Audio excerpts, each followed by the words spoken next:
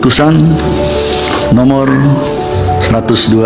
Mohon izin bicara yang mulia terkait sebelum dibacakan putusan terkait dengan perkara 102. Sebagaimana kita ketahui bersama bahwa Sebentar, siapa? perkenalkan, nama saya Naswindro yang mulia, kuasa hukum dari perkara 102. Mohon izin bicara sebentar sebelum dibacakan terkait dengan putusan perkara 102 yang mulia. Ya, apa yang mau disampaikan? Baik, terima kasih kesempatannya yang mulia. Terkait dengan apa yang ingin kami sampaikan adalah bahwa setelah kita ketahui bersama terkait dengan permohonan yang kami ajukan ini adalah berkaitan dengan persyaratan calon presiden dan calon wakil presiden, yang kemudian kita juga sama-sama mengetahui bahwa keponakan yang mulia Ketua Mahkamah Konstitusi Mas Gibran Rakabuming Nanti, Raka. sebentar. Dengarkan putusan dulu ya. Sebentar saja yang mulia. Nah. Karena ini berkaitan dengan konflik Bisa. benturan kepentingan yang mulia. Jadi kami mohon yang mulia. Tunggu pembacaan putusan ya. Dengarkan dulu ya. Baik yang mulia, terima kasih. Kalau sidang putusan begini ini nggak ada interupsi ya. Seperti yang kami sampaikan pada sidang pertama, bahwa kami hanya takut pada Allah Subhanahu wa Ta'ala, Tuhan yang Maha Kuasa. Oleh karena itu, kami telah beristihad, berusaha sedemikian rupa untuk mengambil putusan dalam perkara ini yang tentu saja harus didasarkan pada fakta-fakta yang terungkap dan terbukti di dalam persidangan. Oleh karena itu, diharapkan kepada kita semua untuk menyimak pengucapan putusan ini, terutama yang terkait dengan pertimbangan hukum dan amar putusan tentunya. Mahkamah Kehormatan MK jatuhi sanksi tegas untuk Anwar Usman. Jokowi hormati keputusan Dewan Etik walau ipar terancam dipecat. Ketua MK terancam dijatuhi sanksi tegas dipecat dengan tidak hormat akibat keputusan meloloskan ponakan menjadi cawapres. Pemilihan Presiden 2024 banyak membuka fakta yang mencengangkan, mulai dari keputusan kontroversial sampai isu 3 periode. Kasus ini berbuntut panjang dengan adanya laporan pelanggaran kode etik oleh Ketua MK dan 8 hakim lainnya. Dari hakim yang dilaporkan, Anwar Usman selaku ketua mendapat laporan pelanggaran terbanyak. Jokowi minta masyarakat hormati keputusan MK dan Dewan Etik. Saya menghormati keputusan yang ada.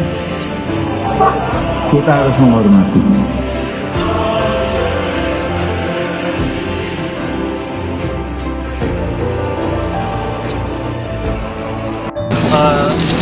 Hakim harus mundur dari perkara yang kemungkinan konflik kepentingan. Jika tidak, maka putusan siapa? Ini peradilan norma, semua bangsa Indonesia kayak Iya, tapi kan dalam pertimbangannya disebutkan secara jelas nama Mas Gibran. Oh, nggak ada pertimbangan, coba baca. Di permohonan maksudnya. Di permohonan kan ada nama Mas Gibran secara eksplisit. Contohkan itu, Pak. Permohonan itu siapa? Pemirsa Majelis Kehormatan Mahkamah Konstitusi atau MKMK hari ini menggelar sidang dugaan pelanggaran etik dalam putusan syarat Capres-Cawapres. Agenda sidang mendengarkan keterangan dan pembuktian pelapor serta pemeriksaan terhadap Ketua MK Anwar Usman. Agenda sidang dibagi dua, yakni sidang pemeriksaan terlapor bersifat terbuka serta sidang tertutup untuk memeriksa hakim. Pelapor yang akan diperiksa adalah Denny Indrayana dan 16 guru besar serta pengajar tata hukum negara. Sementara agenda mendengarkan keterangan Hakim Anwar Usman dan Saldi Isra akan dilakukan secara tertutup. Tak hanya Majelis Hakim MK, Majelis Kehormatan Mahkamah Konstitusi juga akan meminta keterangan para staf ahli Hakim MK. Mahkamah Konstitusi jadi sorotan lantaran mengabulkan perubahan syarat Capres-Cawapres boleh di bawah 40 tahun asal pernah menjadi pemimpin daerah. Sejumlah Hakim MK dilaporkan atas dugaan pelanggaran etik termasuk Ketua MK Anwar Usman. MK berencana mengumumkan putusan pro pencawapresan Gibran sebelum 8 November yang menjadi batas akhir pengusulan penggantian pasangan Capres-Cawapres 2024. 18 laporan, jadi sudah nambah lagi di 2 hari ini. Nah, dari 18 itu ada 6 isu, ya kan? Kemudian ada 9 terlapor, tapi yang paling pokok, yang paling utama, yang paling banyak itu Pak Anwar Usman. Diselenggarakan pro kontra pasti ada. Nah, termasuk tadi masalah usia batas minimal. Saya sekali lagi tidak bermaksud, karena belum putus ini. Insya Allah pemeriksaannya sudah selesai, tinggal nunggu putusan. Saya sudah kasih contoh tadi bagaimana Nabi Muhammad mengangkat seorang panglima perang umurnya belasan tahun, Muhammad Al-Fatih, yang melawan kekuasaan Bizantium, mendobrak Konstantinopel, sekarang menjadi Istanbul. Usianya berapa? 17 tahun. Saya tidak menyinggung ini ya, apapun putusan itu. Jangan dikaitkan dulu, ini nggak boleh saya bicara. Tapi memang betul, banyak Perdana Menteri Inggris juga yang sekarang umurnya berapa? Coba cek di Google. Yang dulu-dulu juga di beberapa negara. Dan yang Adinda atau Ananda tadi itu sekarang ada lagi gugatan juga batas usia minimal atau maksimal, ya baru diperiksa. Sekali lagi saya tidak mau berbicara lebih jauh mengenai batas usia Capres-Cawapres, tetapi tunggu putusan MK ya.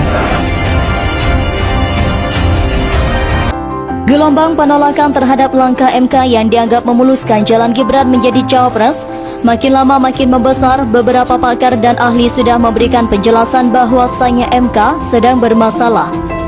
Banyak yang bilang gugatan yang diloloskan MK sama sekali bukan wewenang MK. MK melangkahi batas wewenang, ikut campur sesuatu yang bukan ranahnya. Publik tidak tinggal diam. Beberapa pihak sudah melaporkan Ketua MK Anwar Usman dan kawan-kawan terkait dugaan pelanggaran etik. Baru-baru ini ada sebanyak 16 guru besar hukum tata negara dan hukum administrasi negara melaporkan Ketua MK karena pelanggaran etik. Ini bukan main-main kalau sampai belasan guru besar hukum tata negara itu melaporkan. Berarti memang ada yang salah dengan MK. Berarti ada dugaan kuat MK main mata, menyeleweng, melenceng atau bahkan bermain api dengan cara mengutak-atik aturan. MK terlalu berani membuat ulah padahal jauh sebelum itu sudah ada info bahwa MK bakal meloloskan satu gugatan dan orang-orang pada resah, tapi MK kayak buta dan tuli. Tidak peduli apa kata orang, pokoknya gas terus, masa bodoh dengan orang lain. 16 guru besar yang melaporkan ini melihat bahwa Anwar Usman selaku Ketua MK terlibat konflik kepentingan di perkara nomor 90 karena perkara itu berhubungan dengan relasi keluargaan antara Ketua MK selaku paman dengan keponakannya yaitu Gibran.